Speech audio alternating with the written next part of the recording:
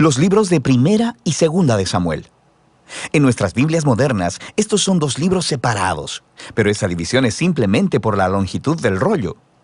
Originalmente fue escrito como una sola historia coherente. En este video hablaremos solo sobre Primera de Samuel. Después de que Israel fue rescatado de la esclavitud en Egipto, ellos hicieron un pacto con Dios en el monte Sinaí y eventualmente llegaron a la tierra prometida. Y ahí se suponía que Israel fuera fiel a Dios y obedeciera los mandamientos del pacto. Antes del libro de Samuel, el libro de Jueces mostró cómo Israel falló completamente en cumplir esa tarea. Fue un tiempo de caos moral y mostró la necesidad que tenía Israel de líderes sabios y fieles. El libro de Samuel provee una respuesta a esa necesidad. La historia del libro de Samuel se enfoca en tres personajes principales. El profeta, Samuel, de donde el libro toma su nombre. Luego tenemos al rey Saúl y después de él, al rey David. Los tres hicieron que Israel pasara de ser un grupo de tribus gobernado por jueces a un reino unificado gobernado por el rey David en Jerusalén. Y el libro de Samuel tiene un diseño fascinante que entreteje la historia de estos tres personajes en 4 partes principales. Samuel es el líder clave y el profeta en la primera sección del libro, pero también juega un rol importante en la siguiente sección, que es la historia de Saúl, la cual se nos cuenta en 2 movimientos: la llegada de Saúl al poder y luego sus fracasos. Y la segunda parte trata sobre su caída y su trágica muerte. Y luego del drama de la partida de Saúl, se encuentra con la emocionante llegada al poder de David. Y luego, la historia de David se nos cuenta en 2 movimientos. Primero, él está sobre una ola de éxito, lo cual es seguido por su trágico fracaso personal en la lenta autodestrucción de su familia y luego de su reino. El libro concluye con un epílogo que reflexiona en toda la historia.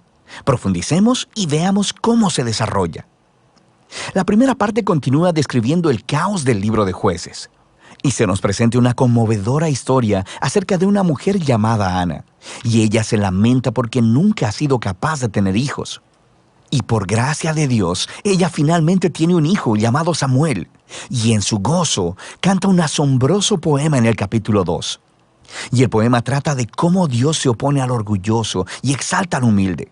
De cómo, a pesar de las tragedias y de la maldad humana, Dios está cumpliendo sus propósitos en la historia. Y también trata de cómo Dios un día levantará un rey ungido para su pueblo. El poema de Ana ha sido colocado aquí en el inicio del libro para introducir estos temas claves que veremos a través de toda la historia, como el siguiente. Samuel crece y se convierte en un gran profeta y líder para el pueblo de Israel, al tiempo que los filisteos se levantan como los archienemigos de Israel. Y en esta batalla crucial, los israelitas se vuelven arrogantes, y en lugar de orar y pedir la ayuda de Dios, sacan el arca del pacto como una especie de trofeo que automáticamente les dará la victoria en la batalla. Y así, debido a su presunción arrogante, Dios permite que Israel pierda la batalla y el arca es robada. Así que los filisteos toman el arca y la colocan en el templo de su dios, Dagón. Y luego el Dios de Israel derrota a los filisteos y al dios Dagón sin un ejército, enviando plagas sobre el pueblo. Y los filisteos ya no quieren el arca, obviamente, y la envían de vuelta a Israel. Y el punto de la historia parece ser este: Dios no es el trofeo de Israel y Él se opone al orgullo entre los filisteos, pero también entre su propio pueblo. Y así, Israel necesita permanecer humilde y obediente si quiere experimentar la bendición del pacto de Dios, lo que nos lleva a la siguiente sección principal. Los israelitas vienen con Samuel y le dicen: «Oye, queremos un rey como todas las demás naciones, ve y búscanos uno». Y Samuel, un poco molesto, va y consulta con Dios, y Dios le dice: «Sí, sus motivos son malos, pero si quieren un rey, dáselos». Y así se nos presenta Saúl. Saúl es un personaje trágico porque empieza siendo muy prometedor. Es alto y bien parecido. Es el candidato perfecto para ser rey. Pero tiene fallas de carácter profundas. Es deshonesto, le falta integridad y parece incapaz de reconocer sus propios errores. Y estas fallas se convierten en su perdición. Él gana algunas batallas al principio, pero sus fallas son tan profundas que eventualmente se descalifica a sí mismo por desobedecer descaradamente los mandamientos de Dios. Así que el anciano Samuel confronta a Saúl y a Israel. Él le había advertido al pueblo de que solo serían beneficiados por un rey que fuera humilde y fiel a Dios. De otro modo, los reyes de Israel traerían la ruina.